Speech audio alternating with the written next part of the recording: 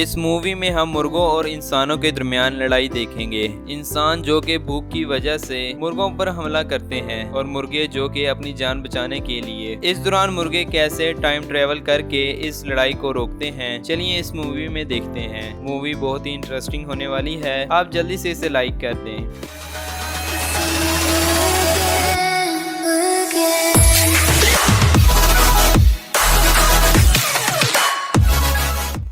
It's hero time!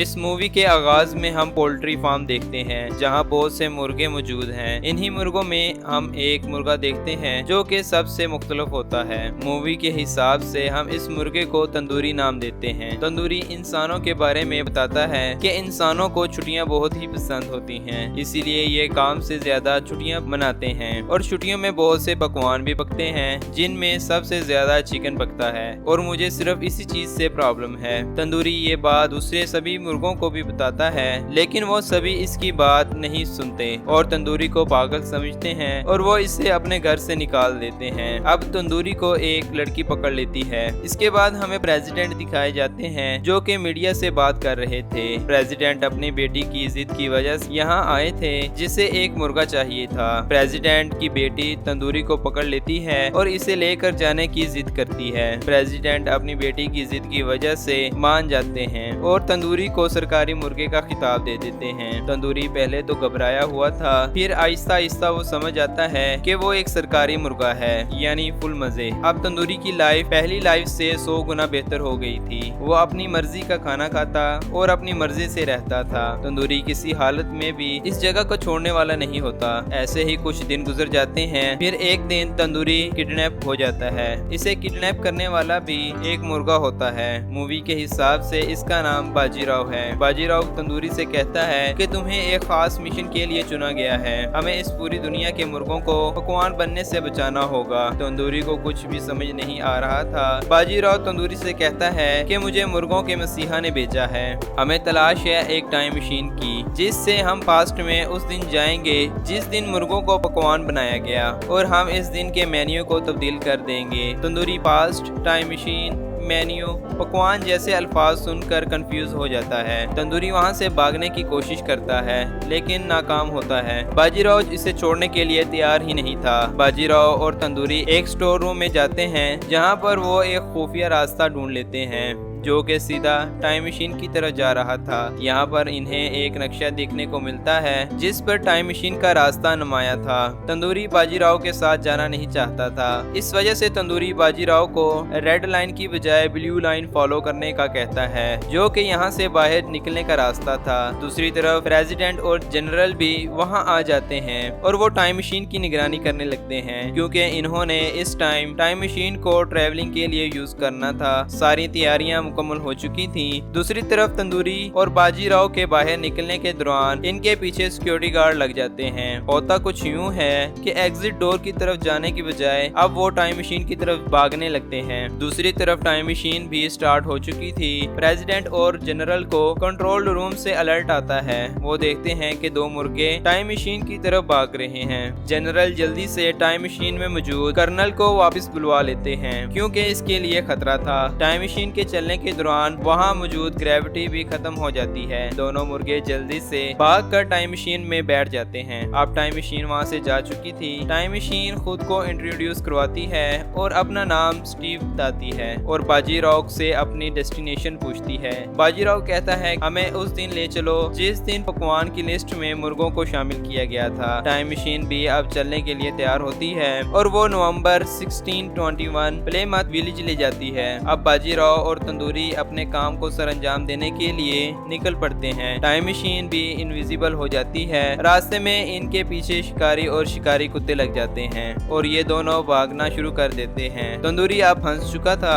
शिकारी जो कि इसे मारने ही वाला होता है कि इतने में ही कुछ जंगली मुर्गे इन्हें बचा लेते हैं और वो सभी वहाँ से बचते बचाते भागना शुरू कर देते हैं। तंदूरी की मदद एक मुर्गी करती है जिसका नाम जेनी होता है। इतने में ही एक शिकारी दो मुर्गों को पकड़ लेता जाता है, जबकि बाकी सभी मुर्गे भागने में कामयाब हो जाते हैं। इन शिकारियों का लीडर मुर्गों को भागता देखकर इनका पीछा करता है, लेकिन तब तक मुर्गे वहां से जा चुके थे। अब जंगली मुर्गे बाजीराव और तंदूरी को अपने घर ले आते हैं, जहां पर बहुत से मुर्गे मौजूद थे। ये दोनों सभी मुर्गों को देखकर बहुत ही हैरान होते हैं। अब सीन शिफ्ट होता है हमें एक गांव दिखाते हुए, जहां के लोग भूख की वजह से बहुत ही गुस्से में होते हैं और वो गांव के मेयर के घर के सामने इकट्ठे थे ताकि वो इन वादों को पूरा करवा सकें जो कि मेयर ने इनसे किए थे, यानी खाने पीने की अशिया प्रोवाइड करना, जिसमें वो नाकाम था। और वो सभी लोगों से 3 दिन का टाइम मांगता है ताकि वो इस मसले को हल कर सकें। इतने में ही शिकारी और इनका लीडर वहां आ जाता है। मेयर इन्हें देखकर बहुत ही खुश होता है। वो समझता है कि शिकारी शिकार से वापस आए हैं, वो बहुत सा खाना लेकर आए होंगे,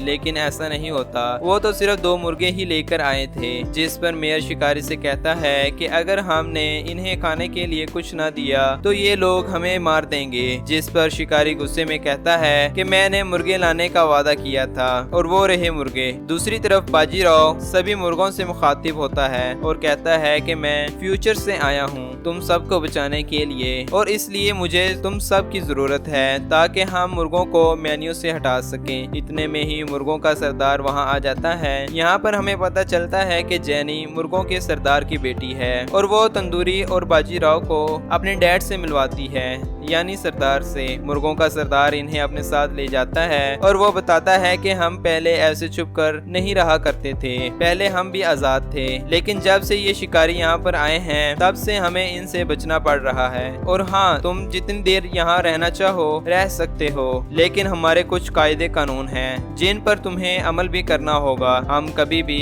लड़ते नहीं हैं, हम सिर्फ हिफाजत करते हैं अपने लोगों की और अपने फ्यूचर की। दूसरी तरफ शिकारी दिखाए जाते हैं जो बहुत ही गुस्से में होते हैं और वो अगले दिन का प्लान बनाते हैं मुर्गों को पकड़ने के लिए। वो किसी सूरत भी मुर्गों से हार नहीं मानने वाले थे। अगली सुबह मुर्गों के सरदार सभी मुर्गों को इनका काम बताते हैं, जैसे खाना ढूंढना, शिकार पर नजर रखना, शिकारियों की चाल समझना वगैरह वगैरह। इनकी मदद बाजीराव और तंदूरी भी करते हैं। तंदूरी जेनी के साथ शिकारियों पर नजर रखता है और इनके बिछाए गए जालों को खत्म करता है। इस दौरान इनके पीछे शिकारी कुत्ते लग जाते हैं। वो भागते भागते उसी जगह आ जाते हैं जहाँ पर तंदूरी और बाजीराव की टाइम मशीन थी। तंदूरी जल्दी से टाइम मशीन को ऑन करता है और वो दोनों इसके अंदर चले जाते हैं और टाइम मशीन इनविजिबल हो जाती है।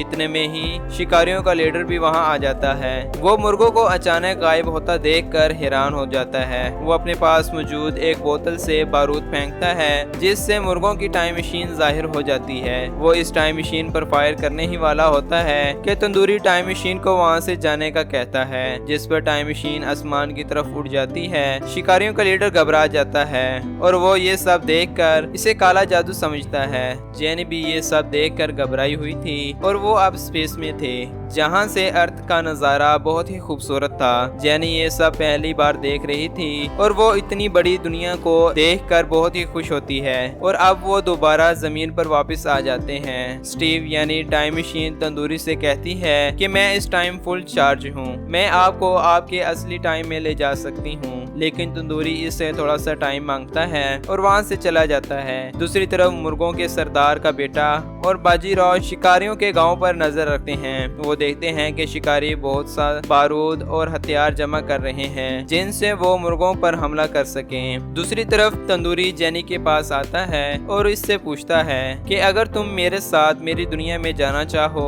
और फ्यूचर देखना चाहो तो क्या तुम चलोगी? जेनी कहती है कि मैं फ्यूचर देखना चाहती हूँ, लेकिन मेरा घर यहाँ पर है, मेरा भाई और मेरे डैड भी यहीं पर हैं, मैं ये जगह नहीं छोड़ सकती। और इस टाइम तो बिल्कुल भी नहीं जब शिकारी हम पर हमला कर रहे हो और हमारा घर भी महफूज ना हो। इसी दौरान बाजीराव तंदूरी को वहाँ से लेकर भाग जाता है और वो बताता है कि कल इंसानों का कोई खास त्योहार है जिसके लिए वो सभी मुर्गों को हर सूरत में पकड़ने की कोशिश करेंगे। मैंने इनके हथियारों को देखा है और हम इन्हीं हथियारों को तबाह करेंगे, वो भी आज के दिन। तंदूरी कहता है क्या तुम्हारा दिमाग खराब हो गया है? हम अकेले ये सब नहीं कर सकते। बाजीराव तंदूरी से कहता है, मुर्गों के मसीहा ने मुझे चुना था, इनका मुझ पर भरोसा है। तंदूरी कहता है कि ये मसीहा कुछ नहीं होता, ये सब तुम्हारा वहम है। ये बात सुनने पर बाजीराव गुस्से में आ जाता है और वो तंदूरी को दबोच लेता है। वो जल्द ही छोड़ भी देता है। बाजीराव अपनी इस हरकत पर तंदूरी से माफी मांगता है और कहता है कि मैं किसी अच्छे फार्म में नहीं पला बड़ा,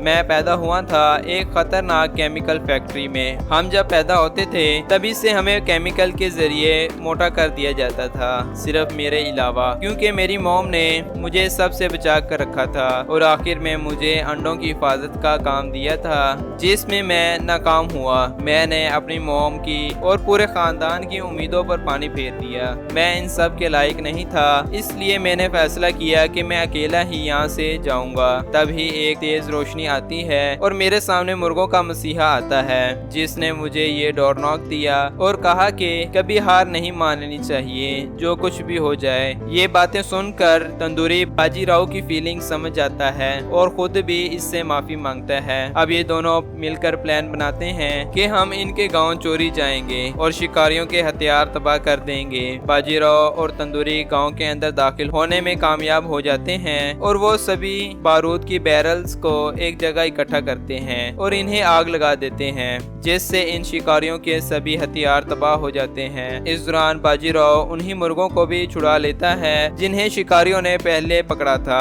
और शिकारियों के लीडर के हाथ से बारूद वाली बोतल भी ले लेता है। अब वो अपने गांव की तरफ भागना शुरू कर देते हैं। बारूद की बोतल खुली रहने की वजह से रास्ते पर बारूद गिरता जा रहा था। बाजीराव और तंदूरी घर पहुंचने के बाद सभी को मुबारकबाद देते हैं और कहते हैं कि शिकारी अब कभी भी हम पर हमला नहीं करेंगे, हमने इनके सभी हथियारों को तबाह कर दिया है। सबूत के तौर पर बाजीराव इन्हीं शिकारियों की बोतल दिखाता है, जिस पर सभी मुर्गे इनका कारनामा देखकर बहुत खुश होते हैं। दूसरी तरफ सभी शिकारी परेशान होते हैं क्योंकि इनके सभी हथियार जल चुके थे। इसी दौरान शिकारियों के लीडर को जमीन पर बारूद गिरा दिखाई देता है, जो कि इसकी ही बोतल से गिरा होता है और ये बोतल बाजीराव अपने घर लेकर गया था, यानी ये बारूद भी मुर्गों के घर तक गिरा होता है। सभी शिकारी इसका पीछा करते करते मुर्गों के घर तक पहुंच जाते हैं और वो मुर्गों को पकड़ना शुरू कर देते हैं, इनका घर गिराना शुरू कर देते हैं और तो और इनके घर को आग भी लगा देते हैं। सभी मुर्गे अचानक होने वाले हमले से घबरा जाते हैं। इस दौरान बाजीराव चूजों और अंडों को बचा लेता है। जो मुर्गे बच जाते हैं इन्हें मुर्गों का लीडर खुफिया रास्ते से भागने में मदद करता है। इस दौरान मुर्गों का लीडर बच नहीं पाता, वो अपने लोगों की हिफाजत करते हुए अपनी कुर्बानी दे देता है। इन सब के बाद खतरा टल गया था और सभी मुर्गे अपने लीडर के जाने पर बहुत ही गमजदा होते हैं। अब टाइम था एक नए लीडर के इंतखाब का। कायदे के मुताबिक मुर्गों के लीडर का शेल उसके बच्चों में से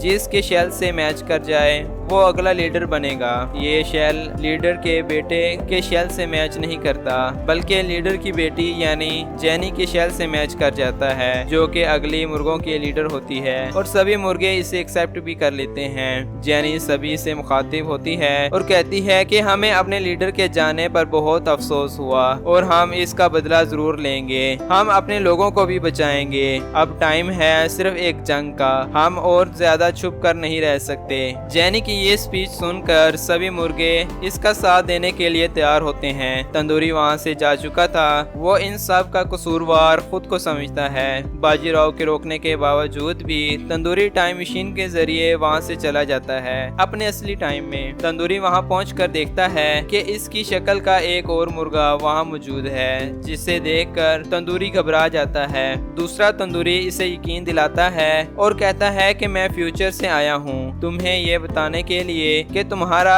अब असली घर पास्ट में है, वहाँ जेनी भी है और तुम्हारे दूसरे दोस्त भी। इतने में ही तीसरा तंदूरी भी वहाँ आ जाता है, जो बताता है कि मैं तुम दोनों के फ्यूचर से भी अगले फ्यूचर से आया हूँ। मैंने देखा कि मुर्गों और इंसानों के दरमियान भयानक लड़ाई शुरू हो गई है, जिसमें मुर्गों का बचना नामुमकिन है। इतने में ही पहले तंदूरी के हाथ में मौजूद डोर नॉक चमकने लग जाता है, जिसे देखकर तंदूरी समझ आता है कि वही मसीहा है जिसके बारे में बाजीराव कहता था।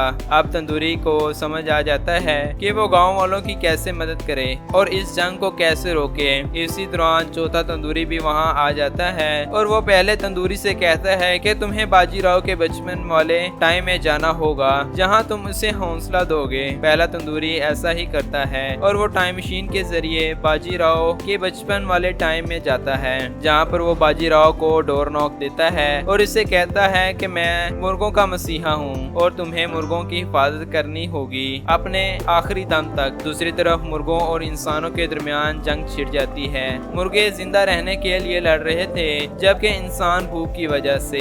शिकारियों ने मुर्गों की फौज पर तोपें तान ली थी और वो चला भी देते हैं। इतने में ही तंदूरी टाइम मशीन के जरिए वहां आ जाता है। टाइम मशीन की नॉन ग्रेविटी फोर्स की वजह से तोपों से निकलने वाले गोले और तोपें हवा में उड़ने लग जाती हैं। इन्हीं के साथ शिकारियों का लीडर भी उड़ जाता है। सभी लोग और मुर्गे टाइम मशीन को देखकर हैरान थे। इतने में ही टाइम मशीन में से तंदूरी बाहर निकलता है। इसके हाथ में पिज्जा बॉक्स होता है जो गांव के मेयर को देता है। तंदूरी इंसानों के साथ दोस्ती का हाथ बढ़ाना चाहता था, इसलिए वो इन सब को पिज्जा खिलाता है। पुराने वक्त के इंसानों को पिज्जा बहुत ही डिलीशियस लगता है। तंदूरी के इस आइडिया से इंसानों और मुर्गों के दरमियान लड़ाई खत्म हो जाती है। इंसानों को खुराक मिल जाती है और मुर्गों की जान छूट जाती है। अब सभी मिलकर पिज्जा खा रहे होते हैं। तंदूरी को भी समझ आ गया था कि छुट्टियों का मतलब है आपस में मिलकर रहना और खुशियां बांटना। मूवी के लास्ट में बाजीराव दूसरे टाइम के मुर्गों की मदद करने के लिए चला जाता है और तंदूरी इसी गांव में रह जाता है जैनी के साथ। इसी तरह इस मूवी का इख्तिताम होता है। अगर आपको हमारी इस मूवी की एक्सप्लेनेशन अच्छी लगी तो आप इस मूवी को लाइक कर सकते हैं। अगर आप इस चैनल पर नए हैं तो आप इस चैनल को सब्सक्राइब और दोस्तों के साथ शेयर कर सकते हैं।